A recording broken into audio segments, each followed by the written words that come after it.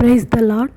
దేవా, సియోనులో మౌనంగా నుండుట నీకు స్తుతి చెల్లించుటే. కీర్తనలు 65:1. ఇక్కడ దావీదు మహారాజు చెప్తున్నాడు, సియోనులో నుండి.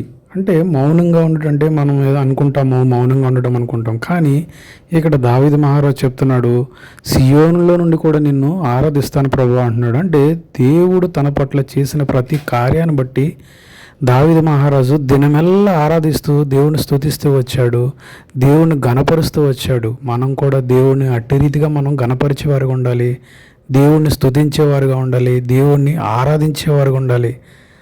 చాలామంది అనుకుంటారు, ఆదివారం వస్తే మనం అందరితో పాట పాడుతున్నాము, ఆరాధించేస్తున్నాము అని చెప్పేసి అనుకుంటారు. కానీ దేవుడు మన పట్ల ఎలాంటి కార్యాలు చేశాడు అంటే అందరికీ ఒకేలా చేయడు కదండి.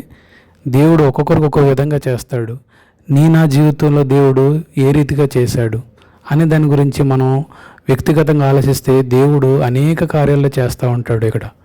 అంటే మన జీవితంలో దేవుడు మనం చేసిన కార్యాలను బట్టి, మనకు చేసిన అద్భుతాలను బట్టి, మన పట్ల ఉన్న ఆ యొక్క త్యాగాన్ని బట్టి మనం దేవుని వ్యక్తిగతంగా ఆరాధించాలి. ఏది ఆదివారం చేసాము, ఇంకా సోమవారం నుంచి శనివారం వరకు మనం చేయవసరం లేదు అనుకుంటే కాదండి. ఇక్కడ దావీదు మహారాజు అలా అనుకుంటే దేవుడు దావీదు మహారాజుని ఆశీర్వదించాడు కదండి. గొర్రెలు కాసుకుని దావీదు మహారాజుని తీసుకొచ్చి ఒక రాజుగా నియమిస్తూ వచ్చాడు.